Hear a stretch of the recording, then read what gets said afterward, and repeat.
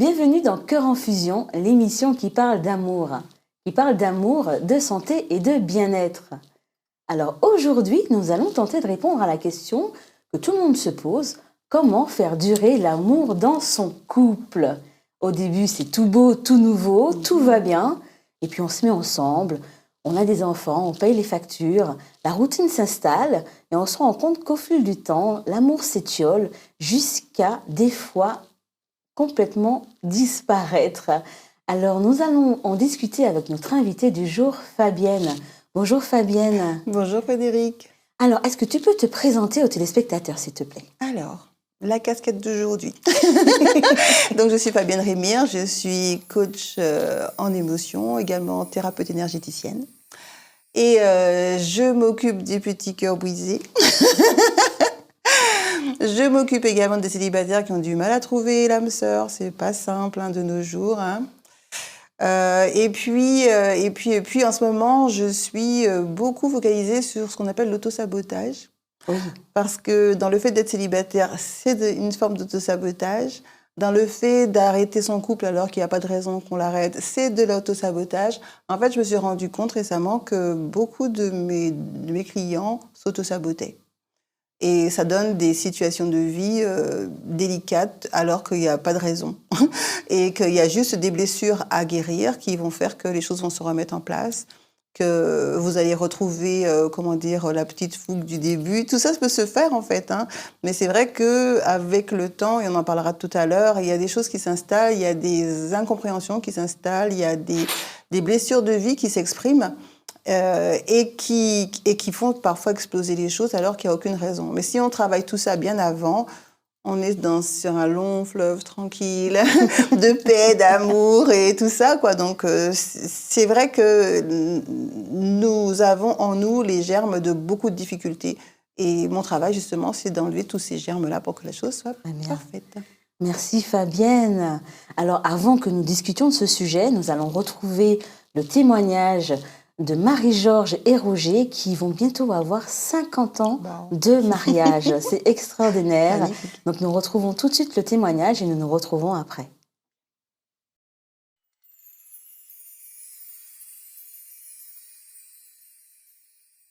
Marie-Georges et Roger, merci de nous accueillir chez vous, au Morne Rouge, si je ne me trompe pas, pour que vous fassiez votre témoignage sur le thème du jour, comment faire durer l'amour dans un couple.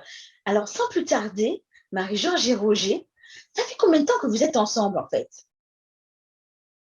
Bonjour Frédéric, nous sommes mariés depuis près de 49 ans, mais nous nous sommes connus en 68. En 68. Mariés en 73, connus en 68. Nous étions ensemble en classe. Waouh! C'est magnifique. Alors, vous m'avez dit que l'année prochaine, vous fêterez vos 50 ans de mariage. Ouais. C'est juste extraordinaire. Merci du fait qu'on puisse voir que ça existe encore et que c'est encore possible. Alors, 50 ans et bien plus d'années où vous connaissez. Ouais. Comment on fait pour faire durer un couple? Dites-nous tout. C'est quoi vos secrets, en fait? On n'a pas vu passer le temps. Bon, c'est vrai que nous sommes un couple, j'allais dire, tout à fait ordinaire. Nous avons élevé des enfants, 4. C'était déjà presque une famille nombreuse. On a essayé de faire, disons, avec ce que nous avions. Nous sommes partis, je crois, sur de très bonnes bases parce que nous étions jeunes, en bonne santé, on avait un métier qui nous plaisait, nous étions enseignants tous les deux. Et puis, on avait la base on s'aimait d'abord, on avait une belle histoire d'amour. Donc, il y avait déjà cette base et on a essayé de construire dessus, se connaître. Nous avons appris à nous connaître, nous avons appris à travailler sur nous et nous avons essayé d'être de bons parents. Enfin, on a essayé de faire ce qu'il fallait. Bon, je pense que Roger va compléter ce que j'ai dit. Oui. C'est difficile à dire. En fait, c'est quand on essaie d'objectiver les choses qu'on se rend compte, mais les frères, on l'a fait, le temps a passé, Mhm. bientôt 50 ans et plus si on compte le tout. Mais finalement, quels sont les éléments réels? Moi, je pense qu'au départ, on s'est rencontrés, ça a été la rencontre. Comme ça Oui. arrive à tout le monde, on n'a rien de particulier. La rencontre qui est cette espèce de flash, à un certain moment, à un certain endroit, et qui fait que ben, finalement, on se rencontre et puis on se plaît. On s'aime. Ouais, on se plaît et on s'aime. Et je crois que à partir de là, il y a tout un tas d'autres éléments qui entrent en jeu, hein, qui entrent en jeu, qui sont de l'ordre de l'histoire de chacun. Comme je disais tout à l'heure, la singularité de chacun. Notre objectif n'a jamais été de nous ressembler, mais de mettre ensemble nos différences. Et Dieu seul sait si nous avons des différences. Hein. Pour rassurer les gens qui pensent que s'ils sont trop différents, que ça ne peut pas marcher, vous avez devant vous l'exemple exact de deux extrêmes qui ne se touchent pas. Et pourtant, ça dure depuis 50 ans. Et pourtant, ça dure depuis 50 ans. Wow. Maintenant, il y a des éléments concrets. Moi, je pense qu'il y a un certain nombre de choses qui sont nécessaires. Notamment, quelles sont les valeurs? On entre tout de suite dans le sujet. Quelles valeurs nous avons? Quelles valeurs nous défendons? Quelle vision nous avons du couple? Hein, parce que là encore, un couple, ce n'est pas un qui disparaît dans l'autre ou deux qui disparaissent et puis qui laissent quelque chose d'informe. Donc, nous avons cette vision-là. Un couple, c'est deux personnes, deux histoires, deux expériences de vie, deux familles qui se rencontrent un jour et qui décident de se mettre ensemble pour construire quelque chose de nouveau. Et j'aime bien cette image, hein, quand on dit s'aimer, c'est regarder ensemble dans la même direction. Absolument. Je vous rassure, nous avons commis l'histoire de nous regarder les yeux dans les yeux pendant un certain temps. D'accord? Et on s'est rendu compte qu'à force de se regarder dans les yeux, on ne se regardait plus. Donc, on a dû faire l'effort de travailler sur nous, de chercher. Hein. On a fait des stages, on a fait du développement personnel pour chercher quelles étaient nos richesses, nos particularités, nos spécificités, quel était notre héritage, pour pouvoir chacun voir qu'est-ce qu'on peut mettre ensemble, pour construire quelque chose de plus. Et ça, c'est déjà important. Absolument. Wow. Merci. Maintenant, ça ne supprime pas, faut le dire tout de suite, hein, ça ne supprime pas, parce que la vie, c'est ça. Ça ne supprime pas des moments de difficulté, des moments Absolument. de tension. Ça ne supprime pas les moments d'incompréhension, et même les moments très durs. Hein. Il y a des moments très durs dans la vie de couple où bon, ça peut exploser.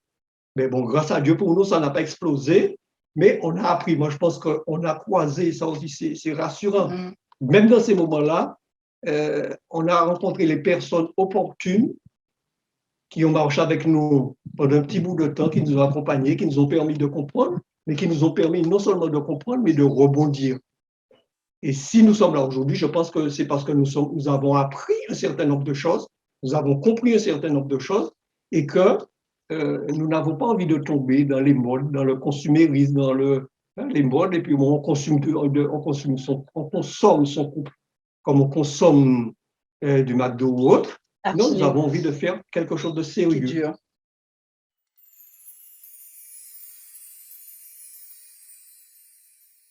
Alors merci à Marie-Georges et Roger pour ce magnifique témoignage. Et nous serons là l'année prochaine pour fêter les 50 ans avec eux, avec grand plaisir. Alors Fabienne, allons dans le vif du sujet. Comment on fait durer un couple? Déjà, quelles sont les différentes phases dans un couple? On en parle souvent, mais quelles sont-elles? Oui, ça commence toujours avec le même scénario. Hein. On tombe amoureux, tout va bien, elle est merveilleuse, il est formidable, il a tout ce qu'il faut, son corps, son visage, sa façon d'être, son côté romantique ou pas du tout. Bon, il y a tout qui est parfait au début. C'est la phase d'amour.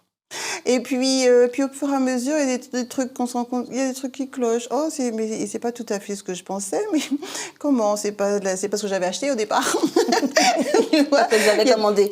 Voilà, c'est ce que j'avais commandé, tu vois. Donc il y a des petits bugs, on n'est pas tout à fait d'accord. Donc ça, c'est cette phase un petit peu d'indépendance où on va se rendre compte qu'on n'est pas tout à fait pareil. Et là, va commencer des sortes de négociations où le besoin soit de changer la personne ou alors d'accepter qu'elle soit comme ça. Et là, on arrive dans cette phase, une sorte de phase d'acceptation. Il est comme ça. Ou au contraire, on va se mettre en mode warrior et on va parler à chaque fois, j'aime pas quand tu fais ça, je veux pas que tu fasses ça, et c'est problématique.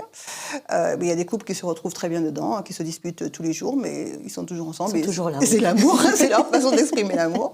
Et puis il y a une dernière phase que j'appellerais la phase d'interdépendance, où on va choisir d'accepter l'autre comme il est et que quelle que soit son humeur, finalement, on va se sentir quand même bien parce que on a réussi à se recentrer complètement sur soi et à décider que je suis bien. Et si tu n'es pas bien, c'est dommage. Qu'est-ce que je peux faire pour toi? En gros, c'est ça, tu vois.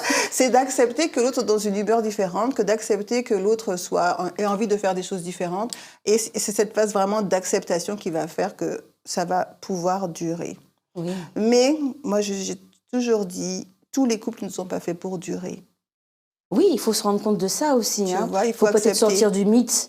Comme quoi, un couple dure jusqu'à la fin de sa vie, un couple a un début et une fin finalement. Voilà, tout à fait. Même si on espère.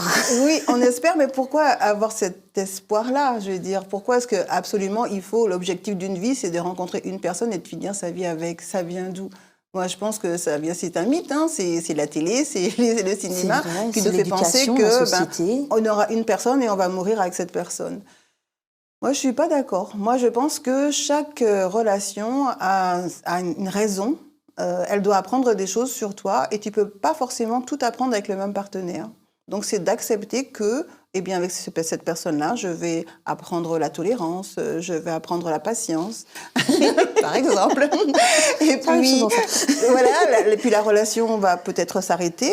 Et puis, je vais laisser la place à autre chose pour me découvrir moi-même, parce que parfois, on tombe dans une relation alors qu'on était chez papa-maman, et puis on est directement tombé dans la relation. On n'a jamais eu ce moment tout seul pour expérimenter la vie seul et savoir qui on est vraiment, parce que notre éducation nous fait être et avoir des comportements qui vont avec ce que nos parents attendent de nous, ce que nos enseignants attendent de nous, ce que tout le monde attend de nous finalement. Et après, on rentre dans un couple et on fait ce que notre mari attend de nous, ce que nos enfants attendent de nous.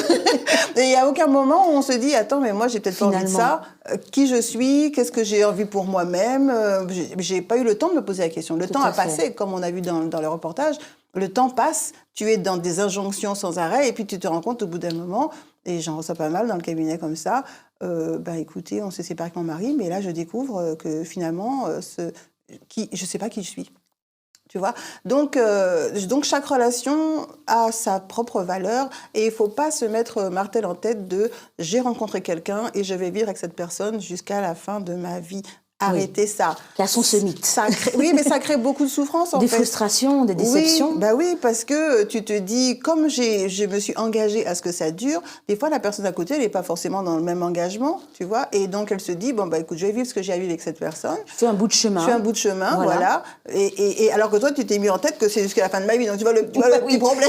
Un petit déséquilibre. Exactement. Et puis, dans ta façon d'être aussi, là, on a bien vu dans le reportage, à un moment donné, il a dit, on a décidé de faire quelque chose ensemble qui dure. Oui. Ils se sont mis d'accord dès le départ sur l'objectif de leur couple. C'est d'abord de décider, ça c'est super important, de décider et de rester campé sur cette position, et puis de construire quelque chose ensemble qui dure. C'était clair et net, leur objectif était clair.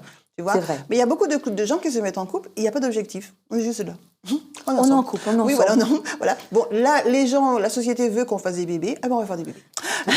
Il paraît qu'il faut construire une maison. Ah ben, on construit une maison. C'est vrai que généralement, on n'a pas pris le temps de discuter de ça, des bases fondamentales, finalement. De se poser, parce que c'est pas forcément, on n'a pas forcément la même vision de la vie, du couple, de la famille, des enfants, de la relation avec la belle famille. Exactement.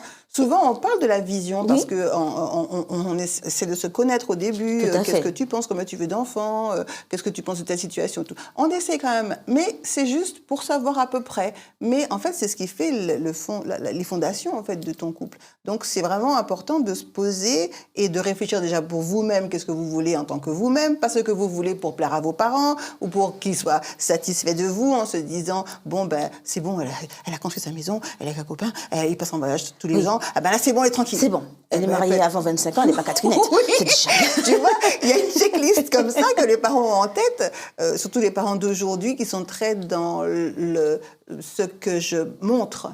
Tu Oui, vois, oui, le paraître. Voilà, et je vais montrer que j'ai la maison, que j'ai la belle voiture, que j'ai les vacances chaque année, que j'ai.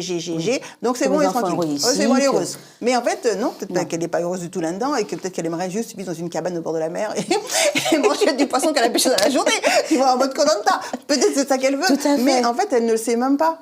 Et à un moment donné, dans le couple, c'est toujours la crise de la quarantaine, où on se dit, mais attends, mais non, mais je voulais pas tous ces trucs, c'est du stress, cette maison à nettoyer tous les jours, j'en ai marre. Tous Et ces puis, enfants. j'ai toujours voulu habiter à Bali. Voilà. Qu'est-ce que je fais là, quoi? Qu'est-ce que je fais là? Mais c'est ça, moi je voulais juste une vie tranquille, dans un hamac tranquille. J'ai pas besoin de gagner des milliers de cents, moi je veux juste un petit salaire tranquille qui me permette d'acheter ce que je veux. Tu vois, il y a un moment où il faut vraiment se poser cette question de d'abord moi, ce que je veux. Oui. Tu vois?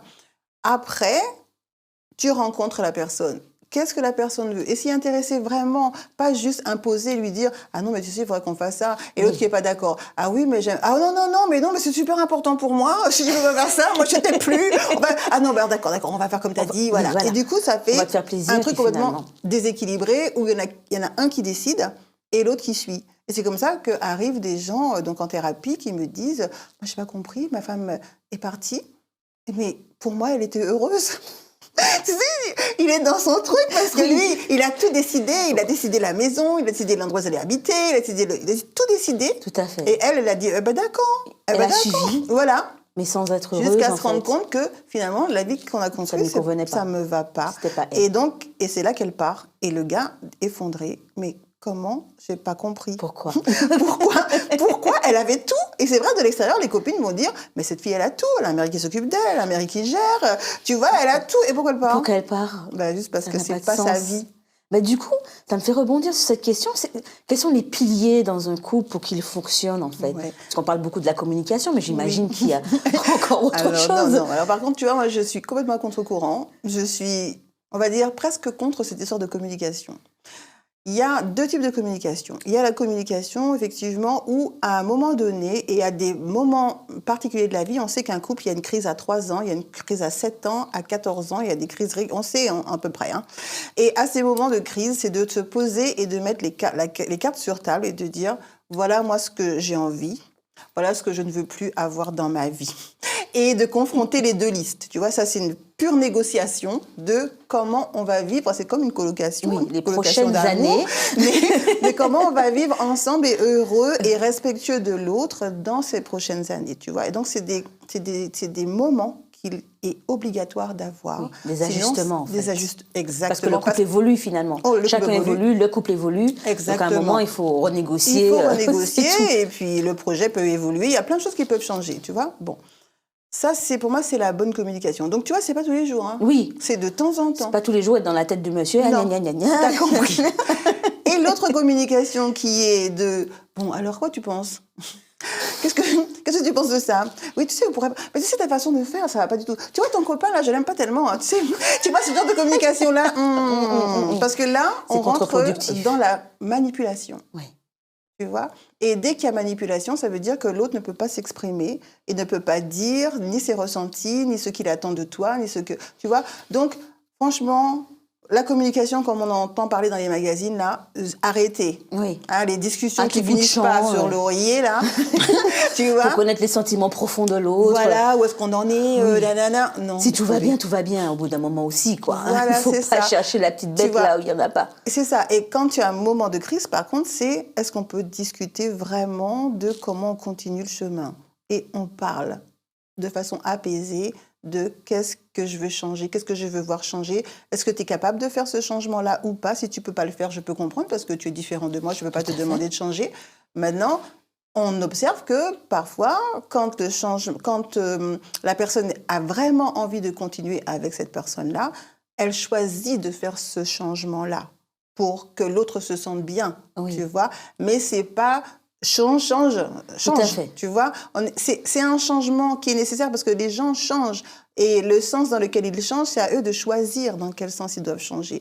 Mais pour qu'ils puissent choisir ce sens-là, il faut que toi, tu puisses dire que, ben voilà, moi, ça me fait de la peine quand tu fais ça, et pas arrête de faire ça, t'es pas bien, ça me fait de la peine quand tu fais ça. Oui, plutôt parler de son ressenti. Voilà, c'est ça. Plutôt que des injonctions en C'est disant ça. il faut que tu changes, quoi. Parce qu'on est ensemble, c'est pour qu'on s'aime. Et donc, montrer de l'amour, c'est montrer de l'intérêt pour la personne et faire en sorte qu'elle se sente bien. Donc, quand tu lui dis que ça me fait de la peine que ça se passe comme ça, eh ben, il va voir qu'est-ce qu'il peut faire pour que ça change.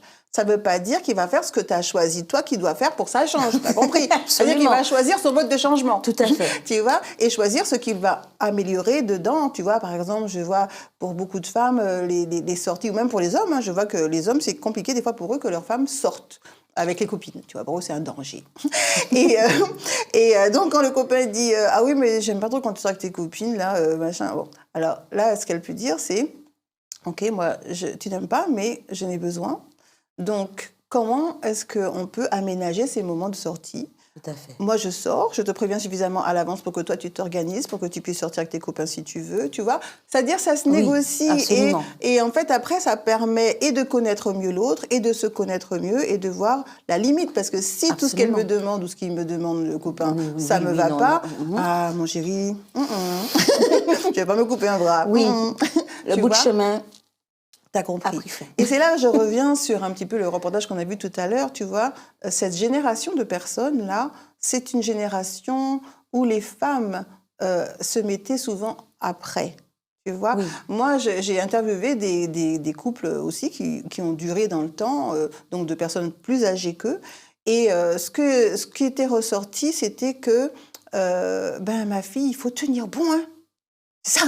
Ah oui, je vois, oui. Oui, non, c'est pas facile. Hein. Ah oui, il y a eu des moments très difficiles, mais il faut tenir bon. Tu vois, on sent que on a décidé de rester ensemble jusqu'à la fin de la vie, coûte que coûte. Oui, coûte que coûte, tu vois. C'est ça. Et qu'aujourd'hui, les femmes, elles sont autonomes. Alors, on n'avait pas ça avant. Les femmes n'avaient pas cette indépendance qu'on a aujourd'hui. Absolument. Et donc, elles tenaient effectivement coûte que coûte. Et d'ailleurs, c'est ce que nos mamans, souvent, nous ont dit quand on a voulu se séparer.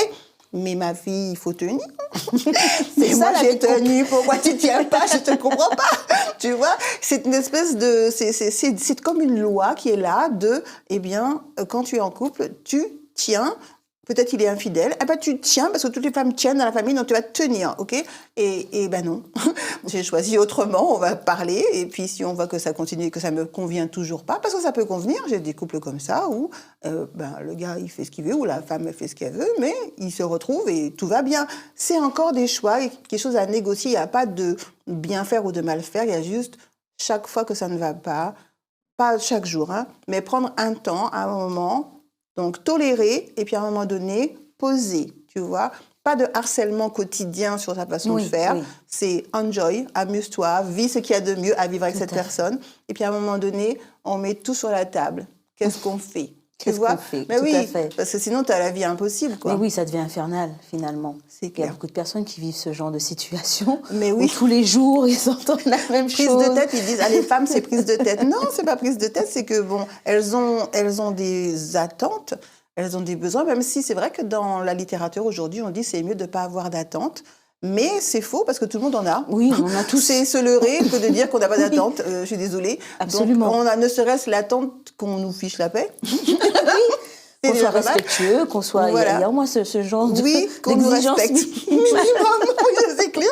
Qu'on nous respecte, ça c'est évident, et qu'on puisse respecter l'autre. Mais la notion de respect, c'est pas la même forcément pour la personne qui est en face de toi, tu vois. Absolument. Il y en a qui vont te dire je suis sortie avec les copains, j'ai dansé avec des filles et tout. Alors la fille, elle va dire ah non, mais tu m'as pas respecté, t'es sortie avec les copains sans me dire et tout. Mais lui, il va te dire mais j'ai couché avec personne. T'as vu? Donc, la limite de l'un, c'est pas forcément la limite de l'autre. T'as compris? La notion de respect, quand on dit oui, mes valeurs, c'est le respect, jusqu'où? Oui, c'est ça. Il faut vraiment... C'est pour ça qu'il faut quand même vraiment négocier ça. Où est ma limite, tu vois? Et c'est vrai que quand on vit ensemble, on teste ces limites-là. Hein? Mais il faut dire, mais pas dire tout le temps. C'est là que ça peut être embêtant. Après, il faut pouvoir accepter aussi que la personne ne te convient pas. Parce qu'il faut savoir que nous, quand on devient adulte, on cherche forcément soit son papa ou sa maman.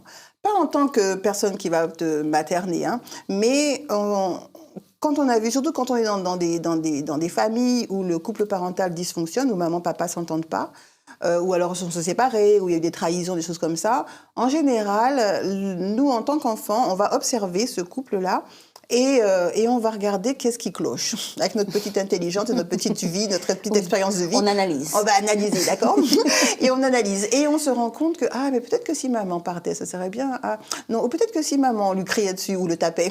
Tu vois, on échafaude un tas de plans et on réfléchit beaucoup. À devenir adolescent, on réfléchit encore. Et puis, quand on devient adulte, tout ça passe au niveau de l'inconscient. Et ça continue de travailler toujours, tu vois. Et donc, quand tu grandis, tu vas chercher un gars qui ressemble au max à ton père. Alors, pas physiquement, mais les traits de caractère qui gênaient ta mère, tu vas les chercher chez le gars. Et je suis sûre, les gens qui nous écoutent là, ils vont tous se dire, attends, attends, finalement, t'as compris, tu vois, c'est ce qui va se passer. Donc, les gens vont se rendre compte, mais il a quand même, quand même, hein, pas tout, hein, mais quand même, il y a quand même pas mal de choses de papa dedans. Et en fait, en faisant ça, toi, tu vas prendre le rôle de maman. Et tu vas chercher dans la vraie vie comment tu aurais pu aider ta mère il y a 10-15 ans, tu vois. Et c'est ça qui va se reproduire. Les gens font ça une fois, et puis ils retombent sur un autre gars quand elles sont séparées, et retombent sur une autre personne qui est encore pareil, et encore pareil. Ça finit pas. Et tant que l'inconscient sera dans ce programme-là, la personne va continuer à tomber dans des situations d'échec amoureux, comme maman, en essayant plusieurs techniques. On le laisse, on le reprend, on se venge, on crie. On cherche encore, l'inconscient cherche. Donc ça, c'est pour ça qu'il faut le déprogrammer. Et ça, on le fait très bien en cabinet. Il y a des exercices qu'on fait pour ça et qui permettent d'arrêter ce programme-là pour qu'enfin, la personne choisisse quelqu'un qui correspond à elle et non pas au pattern, au programme de départ parce que ses parents dysfonctionnaient, tu vois. Tout à fait. Donc, ça te laisse après une liberté de trouver quelqu'un qui te va bien et avec qui tu peux durer. De vivre sa propre relation par rapport à soi-même, pas par rapport à ses parents, finalement. Tu vois. Et c'est pour ça qu'on va voir des relations qui ne durent pas, parce que la personne va juste expérimenter le couple de ses parents dans une relation jusqu'à ce que ça s'arrête. Et encore. Donc, il y aura plusieurs. Elle va se dire, pourquoi moi, j'arrive pas à avoir une relation qui dure 20 ans, 30 ans, etc. T'as compris, tu vois. Donc, il faut nettoyer ça. Voilà. Il y a des solutions, en fait. Il y a des solutions, tout à fait. Et puis c'est rapide. On n'est pas seul. Voilà, oui, ce ne sont pas des thérapies de 10 ans. Oui, non, on n'est pas dans ça du tout. C'est des thérapies qui durent 4, 5, 6 séances grand maximum, où on va tout déprogrammer, les blessures de l'enfance aussi, parce que ça aussi, hein, c'est important. Il faut savoir que quand on grandit dans une famille, on a un rôle. Et on choisit une technique pour survivre dans la fratrie. C'est un peu beaucoup, mais c'est un peu fort les mots. Mais en gros, c'est ça, c'est la survie, elle va être assurée par la quantité d'attention que mes parents vont me porter. Donc, si je suis pas là, si on me voit pas, pour le cerveau, je peux mourir. Donc, ce qu'il va faire, c'est qu'il va trouver des stratégies. Donc, on a trouvé la stratégie de l'enfant idéal, l'enfant soumis, hein, qui va faire exactement tout ce que maman va dire, etc. Ça va faire un adulte qui va être soumis et qui va faire attention à être toujours dans les rails, que ses enfants soient impeccables, que sa conduite soit impeccable, t'as compris? Et puis, il y a plein d'autres catégories, mais la plus embêtante, c'est quand on est dans les révoltés, tu vois, les rebelles. Voilà. Les rebelles, ils veulent jamais faire rien comme tout le monde. C'est la joie, la bonne humeur. On veut pas rentrer dans les rails, d'accord? Donc là, quand tu me demandes, moi en tant que femme, de faire le ménage, à manger, oublie. D'accord? Je veux pas ça. C'est pas pour moi. Voilà, c'est pas pour moi. Alors qu'elle aurait pu bien se plaire dedans, tu vois, mais de base, tu vois, il y a plein de petits comportements comme ça qui vont s'infiltrer finalement dans le couple, qui vont faire exploser le couple parce que être en couple, c'est un certain nombre de comportements. Oui, et quand tu es rebelle, tu n'as juste pas envie de rentrer dedans. Donc, tu peux trahir, tu peux tromper, tu vas avoir des comportements que tu n'as pas réfléchi et qui vont faire capoter le couple. C'est encore l'autosabotage dont je te parlais. Il y en a partout. Et c'est bien de le cibler et de voir que c'est ce que je suis en train de faire. Oui. Je suis en train de détruire mon couple. Sans le savoir, en fait, à un moment. En avoir conscience, faire les déprogrammations nécessaires pour que tu t'autorises à vivre une vie paisible. Parce que le rebelle, Une vie paisible, c'est juste de la mort. Ah oui. Ah non, mais c'est pas possible, c'est l'ennui total. Mais oui, c'est l'ennui Comment total. on fait? Alors que ça pourrait être, elles ont peut-être rencontré dans leur vie, là je parle de femmes, parce que j'ai beaucoup de ça dans ma clientèle, elles ont peut-être rencontré dans leur vie quelqu'un paisible, Voilà. équilibré, qui aurait pu leur donner tout l'amour possible et imaginable, qu'elles auraient pu être très épanouies Tout dans à ce fait. couple-là, mais Mais non, c'est en trop fait. calme, il se passe rien, je m'ennuie comme un rat mort, tu vois. Mais c'est parce que ça ne me rappelle pas l'excitation et l'ambiance parfois violente qu'il y avait dans mon enfance. C'est trop calme, ça ne me parle pas. Mais quand on a défait tout ça, toutes ces blessures et tout ce qui n'allait pas finalement dans sa tête, son histoire, eh bien, ah oui quand même, hein, moi j'aspire à avoir cette paix et ça me va bien. Et finalement, tu les vois avec des gens, c'est un calme tranquille, quoi. C'est la vie que tout le monde veut. Tout à fait, parce qu'elles ont simplement débloqué tout Ouais. ce qu'il y avait dans le passé, en fait. Exactement. En fait, c'est toujours une histoire de zone de confort. Quand tu es enfant, tu as une certaine ambiance dans la famille. Ça peut être un petit peu violent parce que les parents se disputent beaucoup. Ça peut être la trahison, donc tu vas partir un moment pleurer parce que papa, il a fait des bêtises. Tu vois, il y a une ambiance particulière. Et bien cette ambiance-là, c'est ça qu'on va recréer plus tard. C'est de reproduire. Exactement. Donc si maman, papa, il y avait trahison, forcément, quand tu es adulte, soit tu vas trahir ou tu vas t'arranger pour que ton partenaire te trahisse. Oui. C'est vraiment ça. Et après, tu vas te poser en victime en disant « Ah, mais il m'a trahi, mais pourquoi ?» Mais et ma mère comment m'avait étaient déjà papa et averti, maman de toute façon. Oui, tous les hommes sont comme ça, hommes sont voilà. pareils. Mais en même temps, c'est toi-même qui as créé souvent Tout à cette fait. situation, que tu as choisi ce partenaire-là pour sa capacité à te trahir. Tu vois, c'est quand même Ah énorme. oui, ça va loin quand même. Mais oui, ça va loin. Tout le monde n'est pas prêt à entendre ça. Oui, ça, c'est clair. Mais c'est vrai que ça fait pleurer et ça fait vraiment se poser des questions de comment est-ce que mon inconscient parfois choisit des choses qui ne sont pas bonnes pour moi, pour me protéger en fait. Tout à fait. Parce que l'idée, c'est de se protéger. L'idée de recréer cette zone de confort, c'est pour que, comme j'ai survécu, voilà, comme j'ai survécu dans ça, refaisons ça, comme ça je suis sûre de survivre. Même si c'est délétère, même si on va trouver des femmes qui étaient donc dans une ambiance de femmes battues, elles vont être forcément femmes battues. Un gars qui n'est pas violent, c'est juste inintéressant. C'est un macou, mais tu comprends. Mais oui, pour elle, ça ne va pas aller, en fait. Et il faut vraiment faire attention à tout ça parce que ce n'est pas une fatalité. Un couple qui dure, c'est un couple qui se construit. Tu as vu, ils ont fait du développement personnel dans l'exemple. Ils ont eu des hauts et des bas qu'ils ont traversés ensemble. Et surtout, ils ont décidé du projet commun. Ça, c'est clair. Tu fais le projet de ton couple, c'est quoi? Est-ce que c'est un bout de chemin que tu fais avec moi? Je peux l'entendre. Ou est-ce que tu veux être avec moi pour la vie? À toi de l'entendre ou pas, tu vois. Mais il faut décider ça dès le départ. Il faut c'est ça les parler conseils de ça. pour faire durer un couple? Voilà. Oui. Est-ce que tu peux reprendre pour nous? Oui. La toute première chose, c'est nettoyer les blessures, en finir avec l'autosabotage. Oui. Ça, c'est clair. Si c'est pas fait, tu auras toujours des problèmes. Ça commence par soi. Ça commence par un travail sur soi. Et puis ensuite, une fois que tu as rencontré la personne, c'est de poser les bases de notre couple. Qu'est-ce que l'on veut construire ensemble? Est-ce que tu es juste un partenaire pour moi? Et donc, le partenaire, ça va être celui qui va faire les enfants avec toi, qui va construire la maison, tu vois, qui va créer ta vie. Absolument. Ou est-ce que tu veux être mon amoureux? Parce que c'est pas pareil. L'amoureux, il construit pas. L'amoureux, il est juste pour l'amour, tu vois. Donc, souvent, on trouve ça après, dans la deuxième partie de sa vie. On a déjà construit sa vie, on a déjà fait sa carrière. Et puis là, on va rencontrer son amoureux. C'est son amoureux juste pour l'amour, tu vois. C'est l'amour et l'eau fraîche. Il n'y a plus à construire. Il n'y a plus à construire, tu vois. Donc, après, c'est de savoir qu'est-ce qu'on fait ensemble, tu vois. Et une fois qu'on a ce projet-là, ça peut être, à ce moment-là, ça va être de négocier tout. Alors, tu dis 3 ans, 7 ans, 14 ans, 21 ans. Il y a toujours une crise à ce moment-là, vous inquiétez pas, ça vient tout seul. 50 ans, non? Ça va? Non, il n'y a pas, non. Après, ça roule tout seul. Et c'est déjà bien d'arriver jusqu'à 21 ans, je dis. Hein. Et donc, à ce moment-là, on pose tout sur la table et on se parle franchement de ce que je n'aime pas chez toi et ce que j'aime chez toi. Dis-moi ce que toi, tu n'aimes pas chez moi dans ce que je fais. Et je vois ce que je peux changer, ce que j'ai envie de changer. Si je n'ai pas envie de changer, il faut choisir. Hein. Je ne peux pas me couper un bras et mes 2 jambes juste pour te faire plaisir. Donc, on va aller voir. Il faut accepter. Il faut accepter que c'est fini, qu'on a vécu ce qu'on avait à vivre ensemble, que c'était beau et tout. Voilà. Merci. On a appris, on a grandi. C'était notre expérience de vie. Exactement. Et là, maintenant, on va voir quelle autre expérience la vie nous donne. Tout à fait. C'est ça. Merci Voilà, beaucoup, Fabienne. merci. C'était Oh, il y a vraiment beaucoup à très dire, hein. instructif. Je suis Mais je bavarde. pense que tu vas revenir. Ah oui, parce que je pense qu'il y a encore plein de choses à raconter C'est clair. sur la vie de couple. Oui. Et on va détailler tout ce qui est les phases, les piliers, enfin Oui. chaque chose que tu as dit Il y avait peut beaucoup à dire. peut-être détaillée dans une émission. Oui. Donc tu seras la bienvenue Je te dans une remercie. prochaine émission, sans problème. Eh oui. Merci, à très vite. Merci. Alors, sans plus tarder, nous allons passer à la rubrique des célibataires.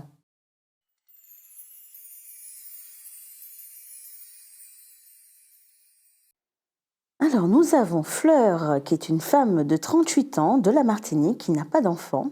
Elle est conseillère en clientèle. C'est une femme dynamique, sportive, sociable, aime la randonnée, le sport en salle, la danse. Fleur recherche un homme entre 38 et 45 ans qui souhaite construire une famille avec des enfants, qui a le sens de la famille et des responsabilités, qui aime les voyages, qui soit attentionné, dynamique, avec une bonne situation professionnelle pour une relation durable. Nous avons Juliano, 57 ans, qui a 2 enfants. Juliano est commerçant. C'est un homme calme, ordonné, aimant rigoler. Il aime la musique, le sport, les balades, et il cherche une femme entre 40 et 60 ans, qui fait moins d'1,70 m, douce et attentionnée pour une relation durable. Iliana, femme de 58 ans en Martinique, qui a 3 enfants, elle est juriste.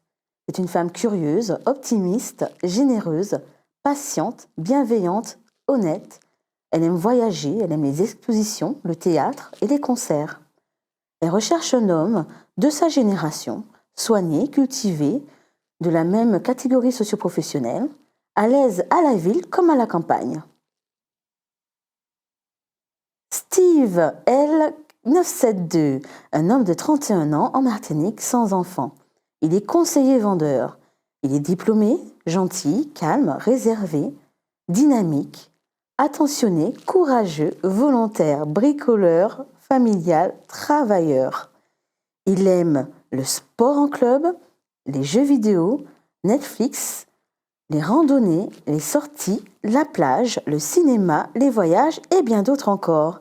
Il cherche une femme de son âge ayant un caractère similaire et des affinités communes, dynamiques et aimant le cocooning. Canel, une femme de 46 ans en Martinique avec un enfant. Elle est enseignante. C'est une femme patiente, courageuse, loyale, généreuse, ouverte d'esprit.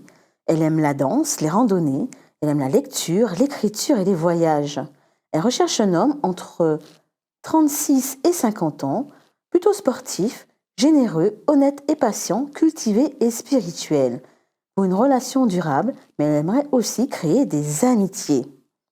Et pour finir, Red Rolf, un homme de 45 ans qui a 3 enfants, il est chef d'entreprise, il aime le basket, le roller, les randonnées, il est fan de trail, il aime la plage, la farniente, le karting, etc., etc. C'est un homme dynamique, à l'écoute, boulimique de tendresse et cultivé et ouvert.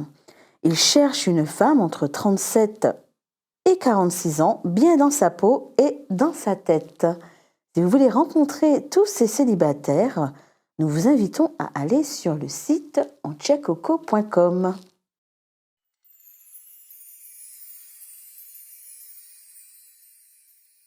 Aujourd'hui, dans notre immersion, nous nous retrouvons dans l'entreprise Isnay avec Valérie.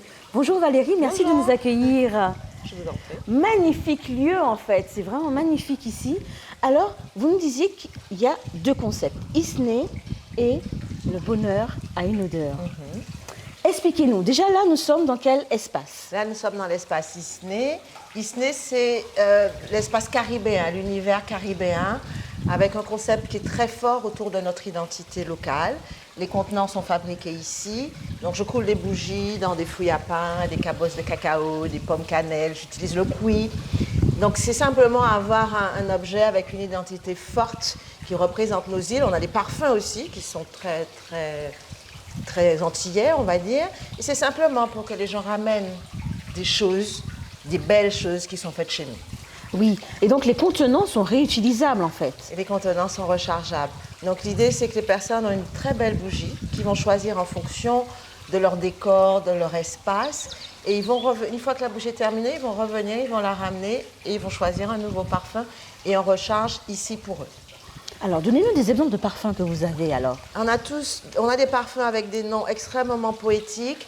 On a Balada Balata, qui est un frangipanier avec des fleurs blanches. On a un parfum qui s'appelle Échappé sous les pitons. Donc, c'est du cacao et de la cannelle.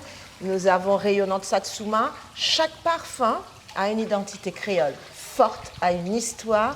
Et chaque parfum raconte une histoire. Ce n'est pas simplement des bougies, c'est tout un univers féerique avec l'histoire de nos îles, avec les parfums et la beauté de la Martinique et des autres îles à côté. Très bien. Et toutes les bougies, tous les parfums vont dans toutes les pièces? En fait, j'impose rien, les gens doivent faire les choses avec leur instinct et leur feeling. Si vous sentez que vous avez envie de mettre du cacao et de cannelle dans votre chambre, vous mettez, pourquoi pas. Maintenant, moi, je préfère les fleurs. Mais il faut se sentir libre de faire en fonction de son ressenti. Les résultats sont beaucoup plus beaux que quand on vous impose Et quelque authentique, chose. tout à fait. Oui. Alors, comment on crée Isnay? Comment on crée? Oui, non, mais comment on y arrive? En fait, je viens de l'univers de la gestion, de la finance et du management. C'est un désir de changer de vie. C'est un désir de faire ce qui correspond à ce qu'on est. C'est un désir aussi de véhiculer l'amour de notre île d'une autre façon. C'est un changement de vie surtout. Ah, super, super. Alors là, nous sommes dans l'espace Isnay et vous allez nous diriger, nous inviter dans votre espace Le Bonheur à son odeur. On y va. C'est un univers totalement différent. Nous avons hâte. Alors, dites-nous tout. Je vois des bougies, je sens qu'il y a des huiles essentielles. Alors, on a créé deux univers. Donc, effectivement, le côté un peu fun de Disney. Et là, un côté beaucoup plus orienté bien-être, particulièrement en ce moment. Ce sont deux marques qui existent depuis 2014 quand même, donc ce n'est pas quelque chose de récent. La partie Le Bonheur à une odeur correspond réellement aux problématiques que nous traversons en ce moment, et depuis 2 ans même. Bon, c'est plus ancien que ça. C'est simplement comment je me fais du bien avec les odeurs. En fait, nos émotions, notre odorat est relié à notre cerveau limbique et le cerveau des émotions. Quand je prends une odeur, quand je sens une odeur, ça impacte ma partie émotionnelle. Donc je peux très bien me faire du bien en ressentant de la menthe poivrée. Souvent la menthe poivrée, c'est l'huile essentielle du lâcher prise, de la colère. Et dès que je sens de la menthe poivrée, les choses s'apaisent. La rose, le jasmin, c'est la synergie de la douceur, de l'amour de soi. Donc cette odeur va simplement m'aider à être plus dans l'apaisement, le calme et prendre le temps pour moi. Donc nous avons créé 16 synergies. Oui. Et là particulièrement par rapport à notre émission, à ce qui est le couple, Oui. Qui est le couple, comment faire durer l'amour dans le couple. Je suis venue vers vous pour savoir si vous aviez des senteurs, des bougies, des produits pour alimenter cet amour dans le couple. Je ne sais pas comment on fait durer un couple. C'est un autre problème. Ça, c'est un autre problème. Tout ce que je sais, c'est qu'on a des odeurs qui vont aider plus à être dans le bien-être du corps. C'est ce qu'on a appelé la synergie du concentré de la sensualité. Donc, concentré de sensualité n'a rien de sexuel. C'est simplement des odeurs de vanille, de patchouli, d'ylang-ylang, qui sont réputées des odeurs sensuelles. La sensualité est vraiment un état d'esprit lié au corps. Ce n'est ni sexuel, ni une performance, etc. C'est, quel que soit ce que je suis bien avec mon corps. Et c'est aussi perdre un peu cette image stéréotypée du corps de la femme, de l'hypersexualisation, etc. C'est pas ça la sensualité. Non. Donc c'est comment cette odeur va simplement me faire du bien, me détendre, me faire être dans les sensations de mon corps. Les femmes aiment bien, les hommes aussi. C'est très bien, très bien. Vous m'avez aussi parlé d'une huile de massage. Donc on fabrique également, plutôt chez Isnay, puisque c'est encore quelque chose de différent, Donc chez Isnay, on fabrique des bougies de massage. Bougie de massage. Les bougies de massage, on les fabrique avec les plantes d'ici. Donc on fait des bougies de massage à la Toumo, pomme cannelle, bois d'Inde, brisée et corosol. Donc on récupère le principe actif des plantes qu'on utilise dans la bougie de massage. Et si vous vous massez avec le corosol, ça sera une bougie détente. D'accord. Bois d'Inde, c'est plutôt une bougie, vous allez l'utiliser plus pour les douleurs Les douleurs, musculaires, oui, tout à voilà, fait. les détentes musculaires. C'est réputé pour ça. Se masser est un acte sensuel. Se masser, toucher l'autre, être dans le rapport à l'autre, être dans le contact à l'autre par le massage est aussi un acte très sensuel et de don. Je te donne quelque chose, je te fais du Absolument. bien, etc. Et D'échange, quand la de bougie connexion. est chaude, en fait, c'est encore plus agréable. Et parce qu'elle est tiède, cette Oui, bougie. d'accord. C'est pas la même Oui, cire que oui, les tout autres à fait. bougies. C'est pas une D'accord. cire brûlante. Elle est tiède. Et donc, en fait, la cire tiède sur le corps est encore, voilà, plus sensuelle, je trouve. Voilà. Très bien. Merci beaucoup, Valérie. Alors, prie. une dernière question. Les produits que vous utilisez, ils sont principalement d'origine martiniquaise? Comment ça Le se passe? concept est martiniquais. Tout ce que je peux trouver en local, je l'utilise. Maintenant, les cires sont importées. Ouais. La cire d'abeille, je travaille localement. L'huile de coco, je travaille localement. Bon, ça demande des années d'essais, de recherche, etc. L'idée, effectivement, c'est d'utiliser le plus de matière localement, à condition que le coût le permette. Oui, bien Maintenant, sûr. si le Il y a ça produit aussi. devient trop cher, il ne sera pas vendable. C'est pour ça que, par exemple, dans la bougie de massage, on a parlé du corosol. On a parlé de... Voilà. Après, ici, sur le bonheur à une odeur, c'est plus compliqué. Les huiles essentielles. Alors, je vais utiliser, par exemple, certaines huiles essentielles comme le bois d'Inde. En partie en local, en partie qui vient le bois d'Inde vient de l'Asie. D'accord. D'accord. Oui, Donc, ça ne m'étonne pas. plus je peux...